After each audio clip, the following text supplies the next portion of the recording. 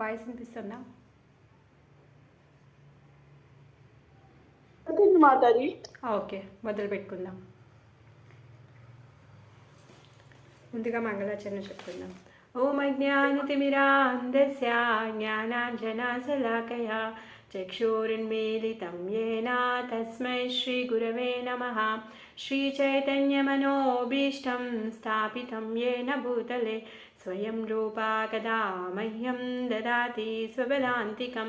వందేహం శ్రీగురో శ్రీయుతాపదకమలం శ్రీగురున్ వైష్ణవాంశ్చ శ్రీరూపం సాగ్రజాతం సహగణా రఘునాథాన్వితం తం సజీవం సాద్వైతం సావధూతం పరిజనసహితం కృష్ణచైతన్యదేవం శ్రీరాధాకృష్ణపాదాన్ సహగణా లలితా శ్రీవిశాఖాన్వితాంశ్చ.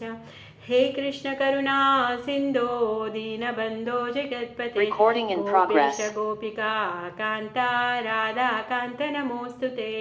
तप्त कांचन गौरांगी राधे वृंदावनेश्वरी वृषभानुसुते देवी प्रणमामि हरिप्रिये.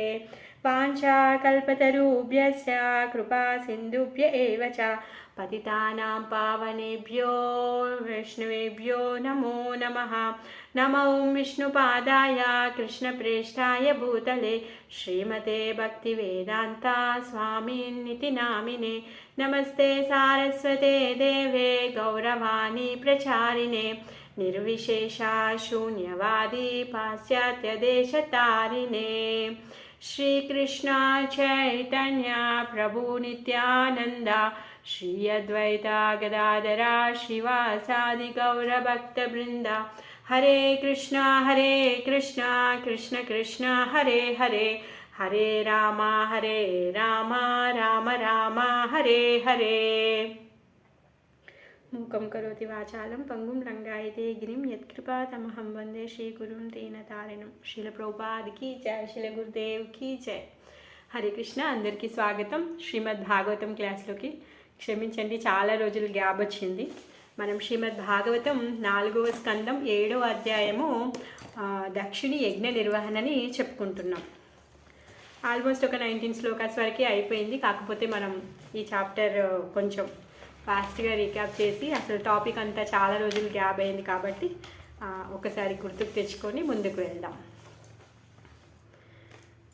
దక్షుడు ఎప్పుడైతే యజ్ఞం చేస్తున్నాడో ఆ యజ్ఞం దగ్గర శివుడిని అవమానించాడు, కానీ శివుడు పట్టించుకోలేదు. కానీ దక్షుడి యొక్క అనునాయులు ఎవరైతే ఉన్నారో వాళ్ళు శివునికి అగెనిస్ట్గా మాట్లాడారు. దాంతో శివుడి యొక్క అనుచరుడు నందికి కోపం వచ్చింది. వాళ్ళ అనుచరులు ఈయన అనుచరుల మధ్యలో వాగ్వివాదాలు అయిపోయాయి, విశాపాలు అయిపోయాయి. తర్వాత సతీదేవి వాళ్ళ నాన్న ఇన్వైట్ చేయకుండానే యజ్ఞానికి వస్తుంది. యజ్ఞం దగ్గర వాళ్ళ నాన్నకి చాలా సర్ది చెప్పడానికి ట్రై చేస్తుంది. నాన్న వినకపోయేసరికి తను నాన్న ఇచ్చిన ఈ శరీరం వద్దు అని చెప్పేసి తన శరీరాన్ని త్యాగం చేస్తుంది. తర్వాత అక్కడ ఆ విషయం తెలిసిన శివుడు వీరభద్రుని సృష్టిస్తాడు. వీరభద్రుడు వచ్చి ఆ యజ్ఞస్థలాన్ని అంతా ధ్వంసం చేస్తాడు. ఆ యజ్ఞస్థలం అంతా అపవిత్రమైపోయింది. ఒకరి కన్ను పీకేశాడు, పన్ను పీకేశాడు, గడ్డం లాగేశాడు, చేతులు ఇరగొట్టేశాడు, బాహువులను తెంచేశాడు. అక్కడున్న యజ్ఞ పశువులన్నీ చనిపోయాయి. ఆ యజ్ఞస్థలంలో శివగణ అనుచరులంతా మలమూత్రాలను విడిచిపెట్టారు. అక్కడంతా అపవిత్రంగా తయారైంది. ఇవన్నీ 6th చాప్టర్ వరకు మనము చదువుకున్నాం. అయితే 7th చాప్టర్లో అంతకుముందు ఏమైంది, ఇంకా 6th చాప్టర్లో ఈ దేవతలందరూ వెళ్తారనమాట బ్రహ్మదేవుడి దగ్గరికి.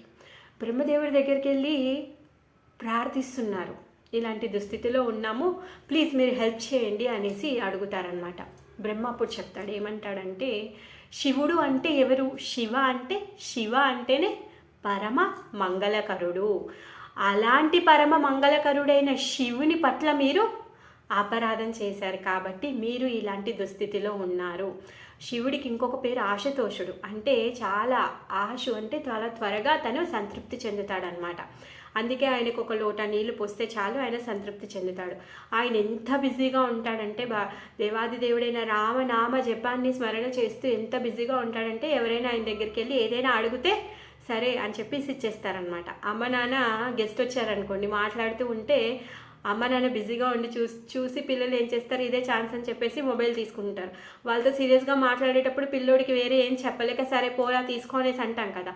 ఆ విధంగా శివుడు కూడా ఎప్పుడూ ఆ విధంగా ఇంపార్టెంట్ మీటింగ్లో ఉంటాడు దేవాది దేవుడితో. ఆయన స్మరిస్తూ ఉంటాడనమాట. ఆయన దగ్గరికి మనం వెళ్ళి మన భౌతికమైన కోరికల్ని ఏవైనా అడిగితే సరేలే అని ఇచ్చేస్తాడనమాట. ఆ విధంగా ఆయన పరమదయాలు. ఇంకా తను ఎంత పరమదయాలు అంటే తన వేషం చూస్తే మనకు అర్థమవుతుంది. ఎందుకు ఆ వేషాన్ని చూసే దక్షుడు ఏం చేస్తున్నాడు, చిచి నా బిడ్డని ఈయనకి ఇచ్చి పెళ్లి చేయడానికి తగినవాడు కాదు. ఆయన రూపం ఎలా ఉంది, ఆ శ్మశానంలో ఉంటాడు, శుచి శుభ్రత లేదు, ఆ శ్మశానంలో ఉన్న బూడిదని రాసేసుకుంటాడు, ఆ కపాలన్నీ వేసేసుకుంటాడు, పాములు చుట్టేసుకుంటాడు, చూడడానికి అసహ్యకరంగా తయారయ్యాడు. కనీసం ఆయనకి ఏమంటారు డంగా అసలు ఒకలాగా తయారవ్వడం కూడా రాదు, అసలు నా లెవెల్కే సరికాడు. అయినా కానీ మా నాన్న చెప్పాడని నేను మా కూతురునిచ్చి పెళ్లి చేశాను, అయినా కానీ ఇప్పుడు నాకు మర్యాద ఇవ్వలేకపోయాడా అనేసి తను ఆలోచించుకున్నాడు. అందుకుగానే శివుడి పట్ల తను అపరాధం చేశాడు. మరి శివుడు ఆ వేషంలో ఎందుకున్నాడంట, అసలు యాక్చువల్గా సతీదేవి అదే ఎక్స్ప్లెయిన్ చేయడానికి వచ్చింది తండ్రికి. సర్దిద్దుదాము వాళ్ళిద్దరి మధ్య సంబంధాన్ని అని చెప్పేసి వచ్చింది. ఎందుకంటే ఈ పరమ మంగళకరుడైన శివుడి పట్ల అపరాధం చేస్తే వాళ్ళ నాన్న ఇంకా పతనం అవుతాడు, వాళ్ళ నాన్నను ఉద్ధరించడం కోసంగానే వచ్చింది. కాకపోతే అది అవ్వదన్నమాట. శివుడు ఎంత పరమ దయాలు అంటే ఎవరైతే ఈ భూత ప్రేత శరీరాల్లో ఉండి అధోలోకానికి పడిపోతున్నారో, అదో గతిలో ఎవరైతే ఉన్నారో వాళ్ళందరినీ ఉద్ధరించడం కోసంగానే శివుడు ఆ వేషంలో అక్కడ ఉంటాడు. ఇప్పుడు ఎవరైనా సరే మనము ఎవరికైనా చెప్పాలి అంటే మనం వాళ్ళలాగా అయిపోయి పిల్లలతో మనం ఆడుకోవాలి అంటే మనం కూడా పిల్లల్లాగా మారి వాళ్ళతో ఆడుకుంటేనే వాళ్ళు మనతో ఆడుకుంటారు, లేకపోతే వాళ్ళు ఆడుకోరు. మనం ఏదో పెద్ద డిగ్నిటీ మెయింటైన్ చేసి రారా పో నువ్వు అది చెయ్యి నువ్వు ఇది చెయ్యని ఆర్డర్ ఇస్తే వీళ్ళు ఆర్డర్ ఇస్తారు, వీళ్ళకి ఆడడం చేత కాదని చెప్పి పిల్లలు మనతో ఆడుకోరు. అలా కాదు, ఇక్కడ కూర్చో నేను ఆడతా నీతో అని చెప్పేసి నేను ఇదివైనా అదివైనా అంటే వాడు ఇంట్రెస్ట్గా వచ్చి కూర్చొని ఆడుకుంటాడు, అవునా కదా. అలానే శివుడు కూడా వాళ్ళలాగా వాళ్ళల్లో ఒకడిని అని వాళ్ళకి తెలిసేటట్టుగా వాళ్ళు అర్థం చేసుకునే విధంగా తను తయారయ్యి తను వాళ్ళందరినీ ఉద్ధరించడం కోసంగానే తను ఆ విధంగా తయారవుతాడనమాట. అంటే తను ఏం చేస్తున్నాడు, ఎవరైతే అధోగతిలో ఉన్నారో వాళ్ళకి ఎలాంటి సోర్స్ లేదు వాళ్ళు ఉద్ధరించబడడానికి, అలాంటి స్థితిలో ఉన్న వాళ్ళని ఉద్ధరించడం కోసంగానే శివుడు ఆ స్థితిలో ఉన్నాడనమాట. ఆ విషయము వీళ్ళెవరు అర్థం చేసుకోలేదు. మరి అంత పరమ మంగళకరుడైన శివుడిని మీరు అర్థం చేసుకోకుండా ఆ శివుడి పట్ల మీరు అపరాధం చేశారు కాబట్టి మీరు ఇప్పుడు ఇలాంటి స్థితిలో ఉన్నారు. మీరు అందరూ వెళ్ళి ఆయనని క్షమించమని అడగండి, ఆయన చాలా పరమ దయాలు, ఆయన దగ్గరికి వెళ్ళి ప్రార్థిస్తే ఆయన మిమ్మల్ని కరుణిస్తాడు అనేసి బ్రహ్మదేవుడు చెప్తాడనమాట. చెప్పి వాళ్ళందరినీ తీసుకొని స్వయంగా బ్రహ్మ తీసుకొని కైలాసానికి వెళ్తాడు.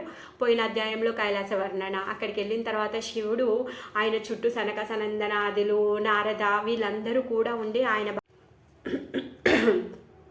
ఆ విధంగా ఇవన్నీ సంఘటనలు మనం తెలుసుకున్నాము. మరి తర్వాత బ్రహ్మ శివుడిని ప్రార్థిస్తాడు. శివుడు ఏమంటాడంటే, లేదు మీరు నాకు నాన్నగారు. జీవతత్వంలో దైవతత్వంలో చూస్తే బ్రహ్మ కంటే శివుడు చాలా ఉత్తమమైనవాడు. జీవతత్వానికి బ్రహ్మ కానీ జీవతత్వం శివుడు కాదు, ఆయన భగవతత్వమే.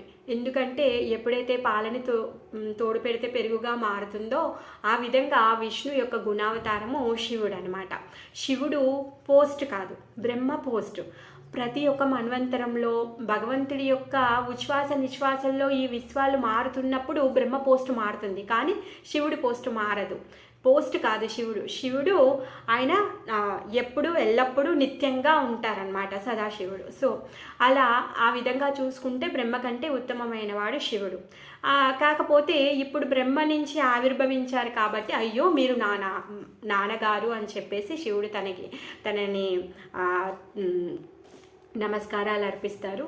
తర్వాత వాళ్ళ నాన్న చెప్పినట్టుగా శివుడు వింటారు, వాళ్ళు ప్రార్థిస్తారు, నువ్వే గొప్ప, నీ వల్లే ఈ ప్రళయం వస్తుంది, ఈ సృష్టి జరుగుతోంది, ఇవన్నీ అవుతున్నాయి అని చెప్పేసి రకరకాలుగా బ్రహ్మదేవుడు ప్రార్థిస్తారు. అందరూ వచ్చి క్షమాపణ అడుగుతారు. అయిన తర్వాత శివుడు మాట్లాడతాడనమాట. ఈ అధ్యాయంలో బ్రహ్మ ప్రార్థనలు వినిన తర్వాత శివుడు మాట్లాడుతున్నాడనమాట. ఓ జనక, బ్రహ్మదేవ, ఈ దేవతల అపరాధం నేనేం పట్టించుకోను, నాకేం పెద్ద వీళ్ళ పట్ల ద్వేషమేమీ లేదు నాకు. ఇప్పుడు చిన్నపిల్లలు బాగా అల్లరి చేస్తున్నారనుకోండి, చేయకూడని పనులు చేస్తూ వాళ్ళు తప్పులు చేస్తూ ఉంటే మరి వాళ్ళకి పనిష్మెంట్ ఇచ్చి సరిదిద్దాలి కదా.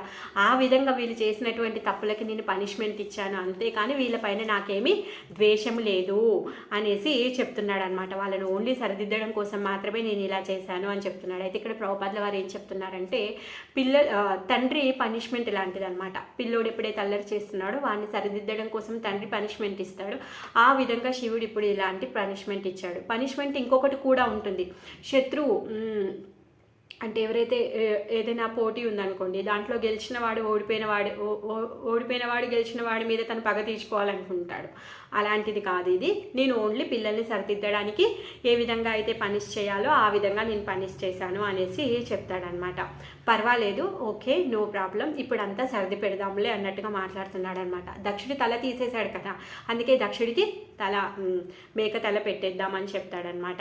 తర్వాత భగదేవుడు కన్ను పీకేశారు. సరే, మరి ఆ భగదేవుడు ఎలా చూస్తాడు అంటే మిత్రుడి కన్నులతో తను చూడగలుగుతాడు అనేసి చెప్తున్నాడు అనమాట. పూషుడు పళ్ళు పీకేశారు. పూషుడు మరి ఎలా తినగలుగుతారు అంటే తన శిష్యుల ద్వారా తను ఆ అవిస్సుని ఏదైతే ఉందో తను స్వీకరించగలుగుతాడు.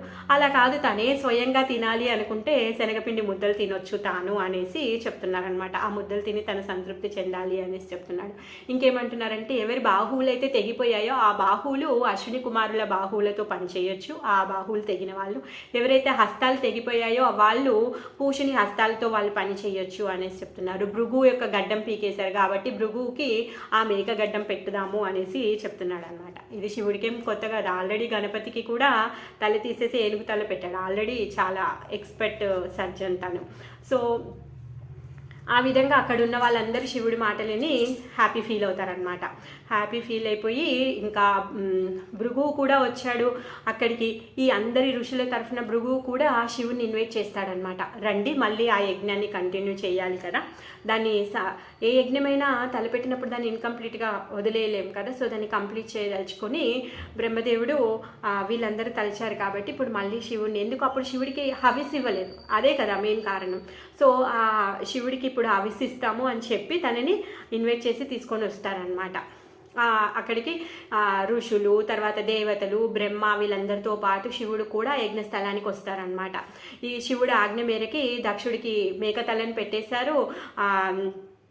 తను మేకతల పెట్టగానే పడుకున్న మనిషి నిద్రలో నుంచి లేచినట్టుగా లేచి నించుంటాడనమాట. దక్షుడు లేచి నించొని చూస్తూ ఉంటాడనమాట.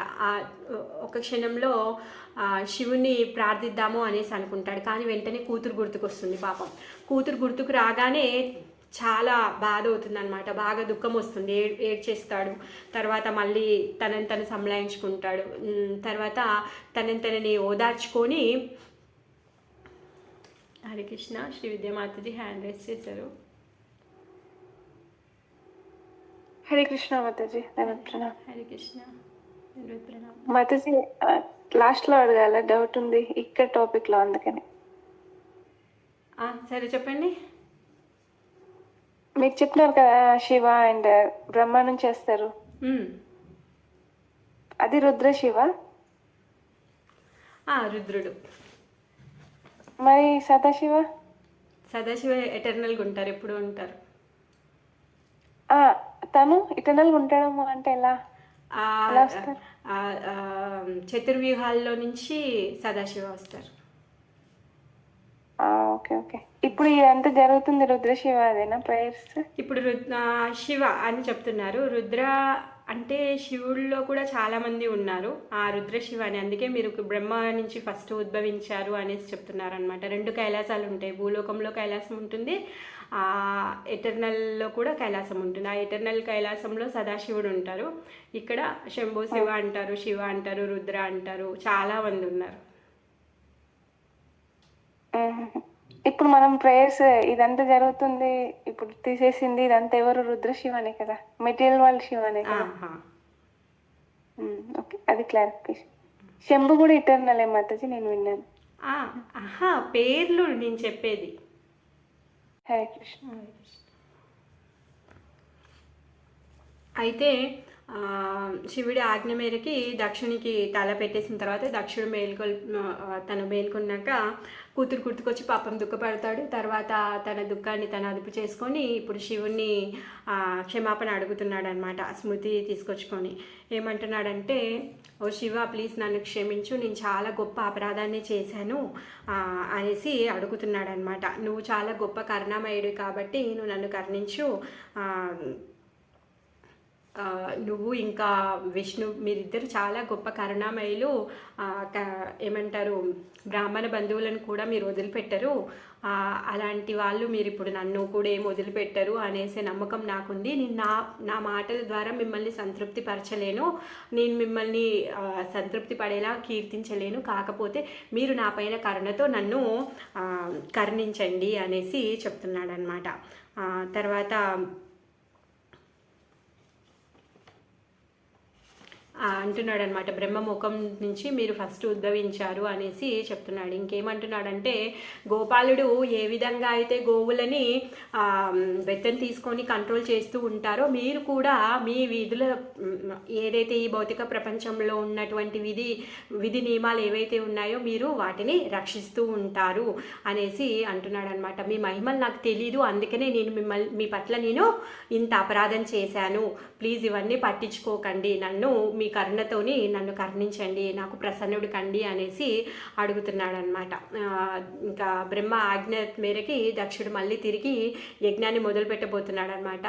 ఎప్పుడైతే బ్రహ్మ యజ్ఞాన్ని చేస్తున్నాడో అక్కడికి విష్ణువు కూడా వస్తాడనమాట. అయితే అక్కడ ఇప్పుడు దక్ష యజ్ఞం ప్రదేశం అంతా అపవిత్రమైపోయింది. ఆ అపవిత్ర స్థలాన్ని పవిత్రం చేయడం కోసం గాను ఫస్ట్ ఏం చేస్తున్నారు అంటే, పురోడాసమ అనే హవిసు వేసి యజ్ఞాన్ని చేస్తున్నారనమాట. ఆ హవిస్సును అర్పించిన తర్వాత ఆ పరిసరాలన్నీ పరిశుద్ధమైపోతున్నాయి అన్నమాట. ఆ విధంగా పవిత్రీకరణ చేసి తర్వాత దక్షుడు ఇంకా యజ్ఞం మీద కూర్చొని తను ఏం చేస్తున్నాడంటే, యజుర్వేద మంత్రాలని పవిత్రమైన మనస్సుతో స్మరిస్తూ ఆయన చిత్తంలో భగవంతుని ధ్యానిస్తూ తన హవిస్సులను అర్పిస్తున్నాడు అనమాట. ఎప్పుడైతే ఈ హవిస్సులను అర్పిస్తున్నాడో అప్పుడు సాక్షాత్తు ఆదినారాయణుడు అక్కడ ప్రత్యక్షమయ్యాడనమాట. మరి ఆదినారాయణుడు రూపం గురించి కూడా ఇక్కడ మైత్రేయుడు విదురుకు చెప్తున్నాడు అనమాట.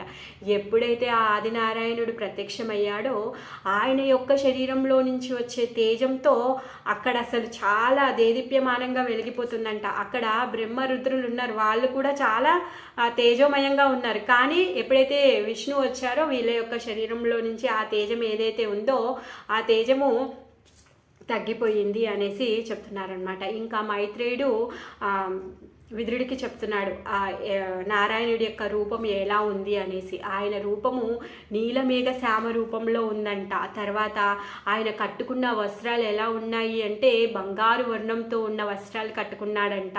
ఆయన కిరీటము సూర్యుడిలాగా దగదగా మాయంగా మెరిసిపోతుందంట. తర్వాత ఆయన హెయిర్స్ ఎలా ఉన్నాయంటే బాగా వంకీలు తిరిగిపోయి భ్రమరాలు తిరుగుతున్నట్టుగా ఉన్నాయంట. నీలిమేఘ ఛాయలో ఆయన కేశాలు దట్టంగా ఉన్నాయంట. ఆయన కుండలాలు, బంగారు కుండలాలు ఆయన కేశాలతో చాలా అందంగా కనిపిస్తున్నాయి అన్నమాట. ఇంకా మామూలుగా మనం ఎప్పుడు చతుర్భుజ ఫామ్ని దర్శనం చేసుకుంటాం, కానీ ఇక్కడ ఈ యజ్ఞ స్థలానికి అష్టభుజాలతో విష్ణు వచ్చారనమాట. ఆ అష్టభుజాలు ఎలా ఉన్నాయి అంటే మొత్తం అంతా బంగారు ఆభరణాలతో అలంకరించబడి ఉన్నాయి. ఆ 8 చేతుల్లో 8 వేరు అస్త్రాలను పట్టుకొని ఉన్నాడనమాట. శంఖము, చక్రము, గద, కమలము, బాణము, ధనస్సు, ఢాలు, ఖడ్గము ఇవన్నీ పట్టుకొని ఉన్నాడనమాట. ఇంకా వక్షస్థలంలో శ్రీ లక్ష్మీదేవి చాలా అందంగా ఉంది. ఆయన మెడలో వనమాల వేసుకొని ఉన్నారు. ఆ వనమాల చుట్టూ బృంగాలు జూంకారం చేస్తూ తిరుగుతూ ఉన్నాయన్నమాట. మరి ఆ రూపం ఎంత అందంగా ఉంది అంటే అక్కడ ఉన్నటువంటి భక్తులనే కాదు మొత్తం విశ్వాన్ని కూడా ఆకర్షించే విధంగా ఉందంట భగవంతుడి యొక్క రూపం. ఆ భగవంతుడి యొక్క దరహాసము ఎంత అందంగా ఉంది అంటే ప్రతి ఒక్కరు కూడా భగవంతునికి ఫిదా అయిపోతారనమాట. అంత అందమైన ముఖమండలం అనమాట భగవంతుడిది. ఆయన చుట్టూ చామరులు వీస్తూ ఉన్నాయి, రాజహంసల్లా కనిపిస్తున్నాయి అన్నమాట. ఆయన తలపైన ఛత్రము ఉంది, అదేమో చంద్రుడిలాగా ఉంది అనేసి మైత్రేయుడు చెప్పాడు. ఇక్కడి వరకే చెప్పుకున్నాం అని అనుకుంటున్నాను నేను. సో ఇప్పుడు అక్కడి నుంచి కంటిన్యూ చేసుకోవాలి మనము. శ్రీమద్ భాగవతము 4వ స్కందము 7వ అధ్యాయము 22వ శ్లోకము. తముపాగాతమాలక్ష్య సర్వే సురగణాదయః ప్రణేముః సహస్తోస్తాయ బ్రహ్మాంధ్రత్యక్షనాయకః. ఎప్పుడైతే భగవంతుడు అక్కడ ప్రత్యక్షమయ్యాడో అక్కడ ఉన్న వాళ్ళందరూ కూడా భగవంతుడికి సాష్టాంగ ప్రణామాలు చేస్తున్నారనమాట. తము ఉపగాతామలక్ష్య అరుదించిన భగవానుని చూడగానే సర్వే సురగణ ఆదయ సర్వులు దేవతాగణం అంతా ప్రణేయుషు సాహస ఉత్తయ వెంటనే లేచి నిలబడి వందనములు బ్రహ్మ ఇంద్ర అక్షనాయక బ్రహ్మ ఇంద్ర శివ ఆదిగల అక్కడున్న వాళ్ళందరూ కూడా లేచి భగవంతుడికి ప్రణామాలు చేశారనమాట. విష్ణు భగవానుడి దర్శనం ఒసగినంత బ్రహ్మరుద్రాది దేవతలందరూ ఆ దేవదేవునికి సాష్టాంగ దండ ప్రణామాలు అర్పించారు. సో ఈ దక్ష యజ్ఞానికి బ్రహ్మ శివ విష్ణు ఈ ముగ్గురు వాళ్ళ మనసుల్లో ధ్యానిస్తూ ఉంటారనమాట. సర్వదేవతలు తర్వాత బ్రహ్మరుద్రులు కూడా ఆ విష్ణువుని ఆరాధిస్తూ ఉంటారనమాట. అలాంటి పరమపురుషుడు ఇప్పుడు ఆ యజ్ఞస్థలంలో ఆవిర్భవించారు. ఆయన ఆవిర్భవించగానే వీళ్ళందరూ కూడా సాష్టాంగ దండ ప్రణామాలు చేశారు. తత్తేజసాహతరుచః సన్నా జిహ్వాససాద్వసః మూర్ధ్వాధృతాంజలి పుటా ఉపస్థస్తూరధోక్షజం. భగవంతుడి తేజం ముందు వాళ్ళ తేజమంతా నిర్వీర్యమైపోయిందంట. అందరూ మౌనమైపోయారనమాట. వారందరూ కూడా భగవంతుడిని స్తుతించడం మొదలుపెట్టారనమాట. తత్తేజసాహాతారుచ అతని దేదీప్యమానమగు తేజంతో తేజము వాళ్ళందరి తేజము వెలవెలపోయాను. సన్నిజిహ్వా సదాజ్వధ భయంతో మౌనం దాల్చిరి. మూర్ధ్వాధృత అంజలి పుట చేతులు ఎత్తి శిరంను తాకి శిరస్సుతో ఉపద్గత అధోక్షజం అధోక్షజుడైన భగవాన్ని స్తుతించిరి. సో అక్కడికి వచ్చిన భగవంతుని అందరూ ప్రార్థించ మొదలు పెట్టారనమాట. నారాయణి దేదీప్యమానమగు తేజము ఎదుట తమ తేజము వెలవెలపోగా సర్వులు మౌనము దాల్చిరి. పిమ్మట అచ్చటనున్న వారందరూ భయభక్తులతో చేతులెత్తి నమస్కరించుచు అధోక్షజుడుగా దేవదేవిని స్తుతింప మొదలెట్టిరి. అప్యార్వాగృత్వయో యస్య మహిత్వాత్మా భువాదయః యథామతి గృణంతి స్మ కృతానుగ్రహ విగ్రహం.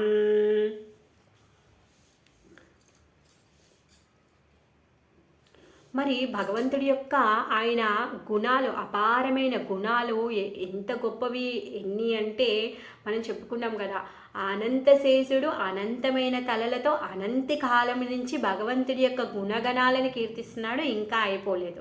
మరి అటువంటి అనంతమైన గుణగణాలు కలిగినటువంటి భగవంతుడి యొక్క గుణగణాలు ఎవరు తెలుసుకోగలుగుతారు?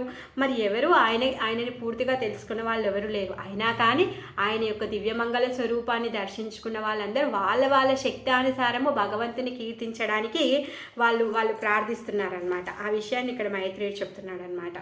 అపితర్యాకృతయా యస్య మనోపరిధికి పరమైనట్టి మహిమలు అంటే మన పరిధికి అసలు సంభవమే కాదు ఆయన యొక్క మహిమలను అర్థం చేసుకోవడం. మహితాత్మహో భూవాదయ బ్రహ్మాదుల వంటి దేవతలు కూడా, మనకే కాదు బ్రహ్మాది దేవతలకి కూడా ఆయన యొక్క మహిమలు పూర్తిగా అర్థం కాదంట. మదామతి గృణంతి స్మ తమ శక్తానుసారము స్థుతులు కావించిరి. కృత అనుగ్రహాత్ విగ్రహం అతని కరుణచే ప్రకటమైనట్టి దివ్య రూపము. సో ఏది చేయాలైనా భగవంతుడి కృప కావాలి. సో ఆయన కృప వలన ఆయన ఏదైతే రూపంలో ప్రకటమయ్యారో ఆ ప్రకటాన్ని ఆయన కృప ద్వారానే ఇప్పుడు వాళ్ళందరూ వాళ్ళ శక్తానుసారం వాళ్ళు ప్రార్థించబోతున్నారనమాట.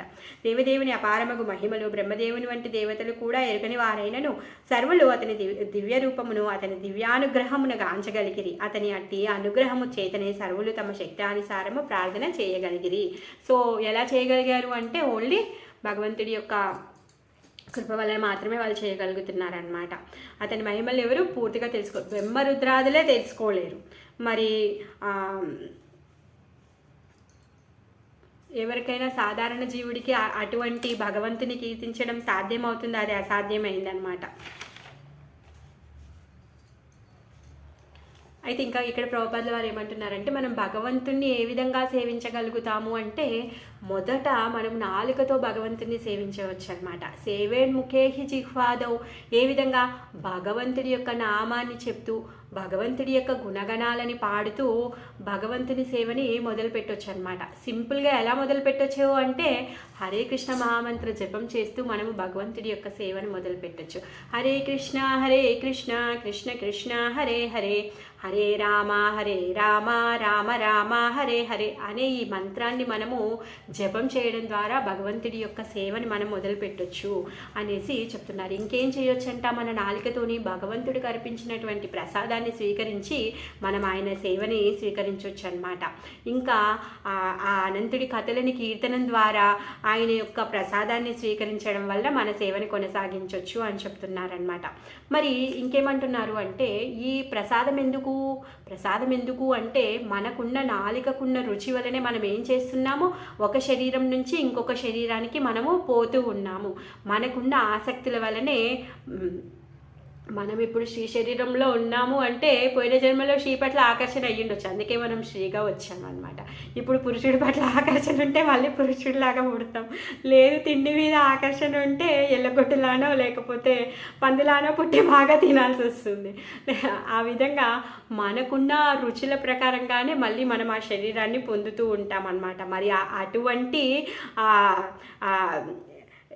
ఏమంటున్నారు, ఈ అంతులేనటువంటి కోరికలని అదుపులోకి తేవాలి అంటే హరినామాన్ని జపం చెయ్యాలి, భగవంతుడి యొక్క ప్రసాదాన్ని సేవన చెయ్యాలి అన్నమాట. అప్పుడే మన ఇంద్రియాలు అనేటివి సంతృప్తి చెందుతాయి. అప్పుడే మనము మన యొక్క ఈ జన్మ జరా మృత్యు పరంపర ఏదైతే ఉందో దాన్ని కట్ చేయగలుగుతాం అన్నమాట. లేకపోతే మనం దీన్ని కొనసాగించాల్సి వస్తుందన్నమాట. తర్వాత పంది జన్మ, తర్వాత కుక్క జన్మ, నక్క జన్మ, పంది జన్మ, ఇట్లే 86 లక్షల జన్మలు చాలా ఆప్షన్స్ ఇచ్చాడు భగవంతుడు. మనం ఏదైనా చూస్ చేసుకొని వెళ్ళిపోవచ్చు. ఎన్ని ఆప్షన్స్ అంటే ఇక్కడ మనం ఏదైనా షాప్కి వెళ్ళామనుకోండి అన్ని ఆప్షన్స్ ఉండవు కొనుక్కోవడానికి. కానీ భగవంతుడు మెటీరియల్ వల్ల మనం ఎంజాయ్ చేయడం కోసం చాలా ఆప్షన్స్ ఇచ్చాడు.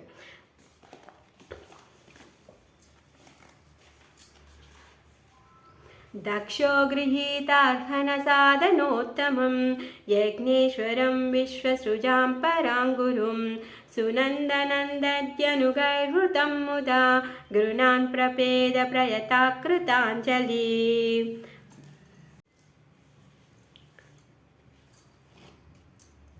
దక్ష ప్రజాపతి దేవాదిదేవుడైన విష్ణువుని తను ప్రార్థించడానికి తను చూస్తున్నాడు అనమాట.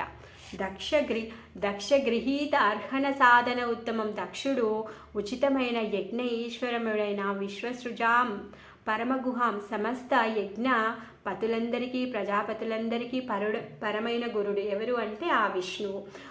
సునందనంద ఆది అనుగైహి వృతం ముద. సునందనందనాదులు అనుచరులచే ఆ భగవంతుడి చుట్టబడి ఉన్నవాడు. కృణాన్ ప్రయత అంజలి. నమ్రతతో చేతులు జోడించి ముదంతో స్తుతించిరి. సో ఆ సునందనందనాదులందరూ ఆయనతో పరివేషించబడి ఉన్నటువంటి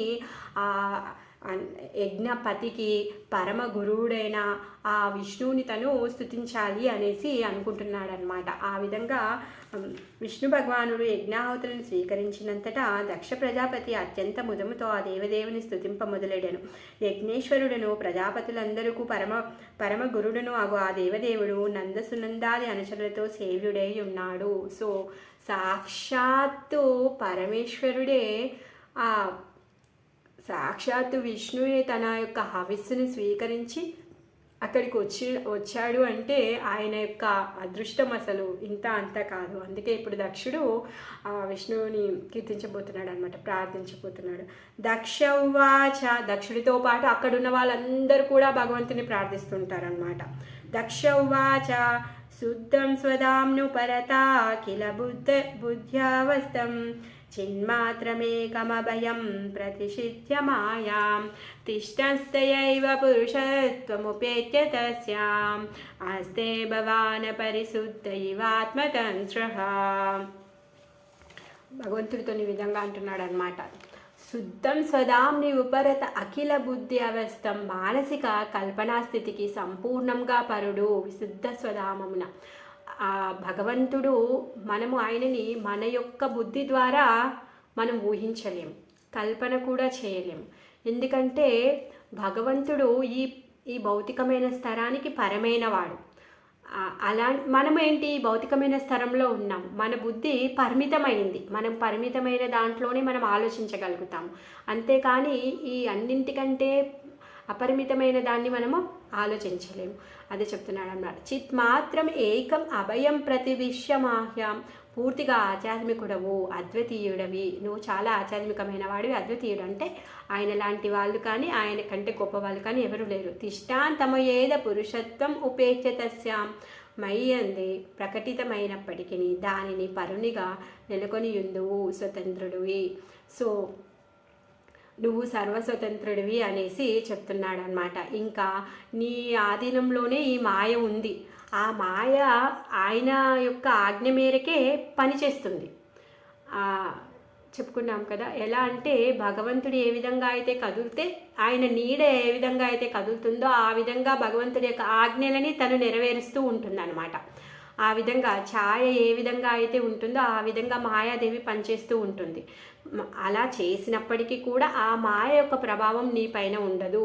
నువ్వు పరమైన వాడివి, నువ్వు సర్వస్వతంత్రుడివి అనేసి అంటున్నాడనమాట.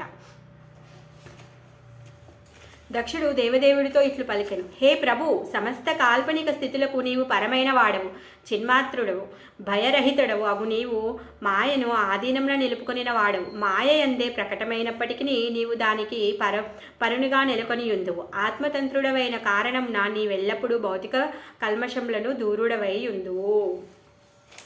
ఋత్విజహువాచ. తర్వాత ఋత్విజులు కూడా కీర్తిస్తున్నారనమాట.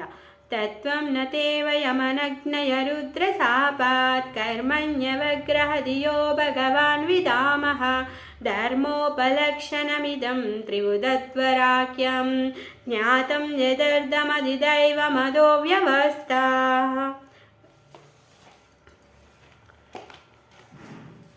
తత్వం తే వయం అవజ్ఞరుద్ర శాపాత్. భౌతిక కల్మషరహితుడు శివుడు అతని శాపము చే కర్మని అవగ్రదియ భగవాన్ విదాయ. కామ్యకర్మలయందు రతులమైనందున హే ప్రభు నిన్ను ఎరగచాలకపోతిమి. ధర్మ ఉపలక్షణం ఇదం త్రివట్ అధ్వరాఖ్యం. వేద జ్ఞానం యొక్క 3 విభాగములను ముఖం పేరిట వాటితో రతులమైతిమి. జ్ఞానాత్ యత్ అర్థం అధిదైవం అధః వ్యవస్థాం. యజ్ఞ భాగములను ఇచ్చుట కొరకు నీవు ఏర్పాటు చేసితివి. ఇప్పుడు ఏమంటున్నారంటే మేము